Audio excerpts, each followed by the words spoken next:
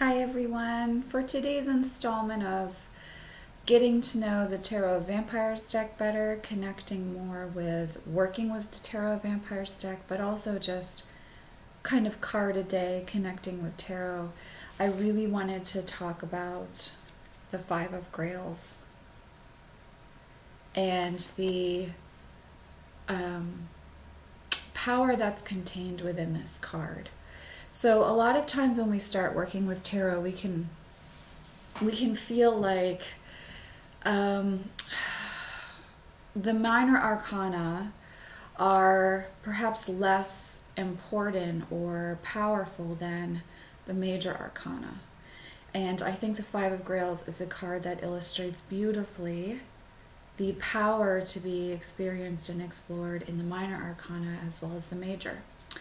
And I say this because my journey with the Five of Grails has grown a great deal over the years of reading with tarot, but especially and specifically with Ian Daniels' Tarot of Vampires.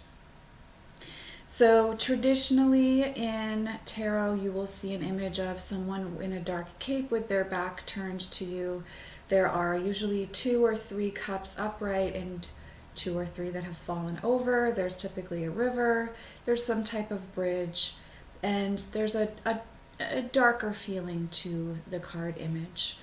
In the Tarot of Vampires deck, we see a mermaid who is stuck or living in a swamp type of energy. Her cup is turned over. Her reflection is seen in the swamp below her. And there is a forlorn, almost apathetic, lost, stuck feeling to her. The energy and the feel of the card is oppressive and dense, and you have an understanding of really being stuck when you look at the imagery in this card. So traditionally, it's hanging on to something for too long, an inability to let go, mourning and sadness when we work with this deck. With this image in a deck. There is a really powerful sense of when we are not willing to accept what has happened, accept responsibility for our part in it, and really just start to move forward. Take the wisdom that we've been able to take, to draw from the experience, but start moving forward. Let go of whatever has brought us to this place of mourning and sadness.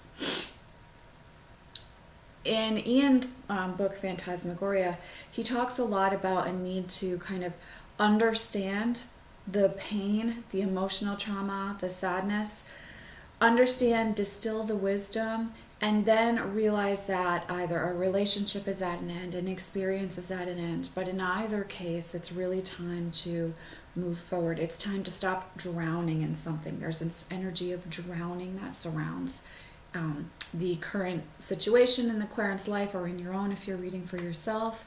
And it's really about looking at the unconscious motivation that comes from past trauma, past wounding, realizing that that's affecting what's going on currently and making a different choice. So we can look at any given situation with this in 2 different ways. One way is it's time to let something go, realize something has ended, acknowledge that, and start moving forward. Or 2, it's time to realize that unconsciously we're being motivated by something from the past, and our interaction with the situation, the stuckness of the situation, is coming from reacting based on past experience, and it's time to approach the situation, the relationship, the experience in a fresh way instead of in an old way of being.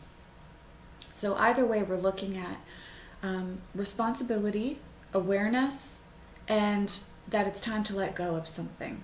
Also, you might find when you draw this card as a 3rd option here, working with this tarot card, that you just need to allow yourself to have a day of sadness, of mourning, of, really just letting yourself acknowledge the feelings of a certain painful situation that's been holding you back for some time, or that may have just happened in your life. It's like a full acknowledgement in order to move through into the next phase of your life. But either way, in whatever spectrum that this manifests for us with the Five of Grails, it's really time to start appreciating that there are still, in the traditional tarot imagery, upright cups in our life, or in the Tarot of Vampires imagery, there is still a place beyond the swamp for us to explore. We're kind of choosing to stay in the swamp, and really, if we could pull out of the density that we've allowed ourselves to get stuck in, there's a new horizon to be explored.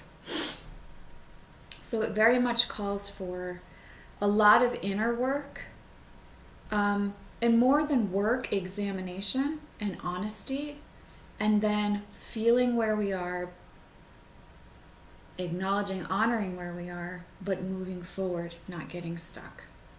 So anytime the Five of Grails shows up in a reading, I am looking at what's happening from the past that either for my querent or myself is having an impact on this current situation. So let's say in a previous relationship, you were cheated on, or your partner wasn't faithful to you, and it really, really affected you. And now it's unconsciously affecting the current relationship because you're always thinking that your partner is cheating on you, or might cheat on you, or that you can't trust anyone.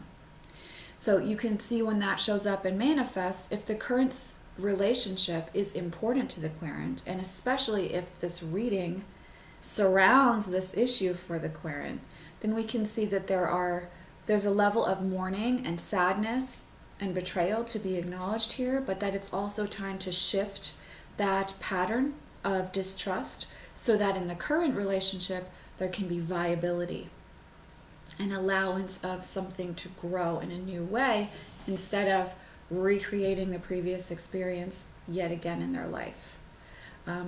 Sometimes this card does indeed mean a relationship is coming to an end. And most often for me, when I read with this card, we are talking about an emotional aspect. So while it might impact career, it's probably about relationships, either with significant others or family members or very close friends. And there being a need to acknowledge something, but also to make the choice to stay stuck. And with that, we go back to the elemental card, the elemental trump of water, the Hanged Man, when we can tend to get stuck in a martyr-like space.